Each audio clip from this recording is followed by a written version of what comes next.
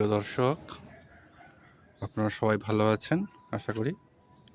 আজকে আমার ছাদ বাগানে এই পেঁয়াজ গাছ এবং লাউ গাছের একটি ভিডিও নিয়ে এলাম। এই ছাদ বাগানে দেখুন, এই ছিমের সাথেই একটু জায়গা ছিল। এখানে আমি এই পেঁয়াজগুলো কিন্তু কোনোটাই কেনা নয়, এগুলো বাড়িতে নষ্ট হয়ে গেছিলো, পেঁয়াজগুলো খারাপ হয়ে গিয়েছিলো। এবং বাজারেও আমি গিয়েছিলাম একদিন, দেখলাম অনেক পেঁয়াজ খারাপ হয়ে গেছে, ওরা সব বাতিল করে রেখেছে। যাই হোক, আমি 20টা টাকা দিয়ে আমি সেই পেঁয়াজগুলো নিয়ে এসেছিলাম এবং বাড়িতেও কিছু পেঁয়াজ, 4-5টা মতন পেঁয়াজ খারাপ হয়ে গেছিলো, সেগুলো আমি বসিয়ে দিয়েছিলাম। দেখুন কত সুন্দর সমস্ত গাছগুলো গ্রোথ এসে গেছে। এই মোটামুটি দিন 7 হবে এগুলো লাগানো হয়েছে, মোটামুটি মাটির থেকে এগুলো সবই বেরিয়ে গেছে। আর এটা সেই লঙ্কা গাছটা, যেটা ভীষণ ভালো জাতের লঙ্কা এবং লঙ্কা হয়। এখন এটা শীতের নয়, এটা বর্ষার লঙ্কা, গরমে ওটা হয়, তবে শীতকালে এটা হয় না। যাই হোক,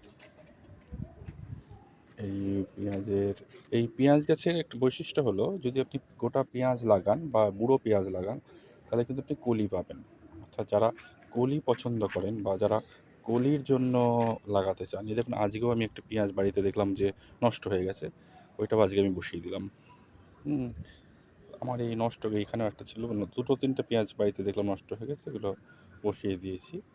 এইগুলোতে কিন্তু কলির জন্য, এগুলো কলি হবে, পেঁয়াজ কালি, এবং তলায় আমরা পাবো, পেঁয়াজও পাবো। আর মাঝখানে একটা লাইন দিয়ে দিয়েছি আলুটাও বাড়িতে দেখলাম কিছু আলু, পুরনো আলু ছিল, সেগুলো একদম নষ্ট হয়ে গেছিলো, ওগুলো আর খাওয়া যেত না, তো ওগুলো বসিয়ে দিয়েছি।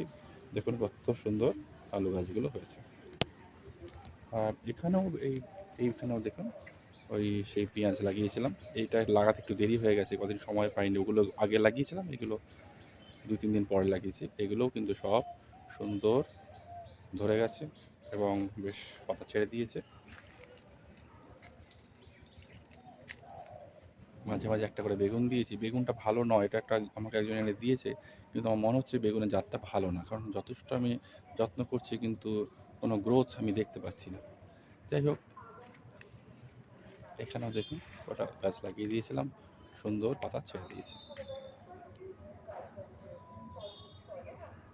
এখানে দুটো লাউয়ের চারা হয়েছে, জানি না হবে কি না, কারণ অনেক গাছ বেশি হয়ে গেলে তো গাছের সেগুলো তো, এই যে দেখুন এটাও কাটার পর, সবজি কাটার পর দেখলাম খোসা যখন আমি ফেলতে এসেছি, তখন দেখছি গোড়াটা পড়ে আছে, সেই গোড়াটা আমি লাগিয়ে দিয়েছিলাম। দেখুন এটাও সুন্দর হয়েছে, যদি বড় হয় শীষ পালং খাওয়া যাবে। আজকের মতন এখানেই, দেখা হচ্ছে আবার পরের ভিডিওতে। সবাই ভালো থাকুন, সুস্থ থাকুন।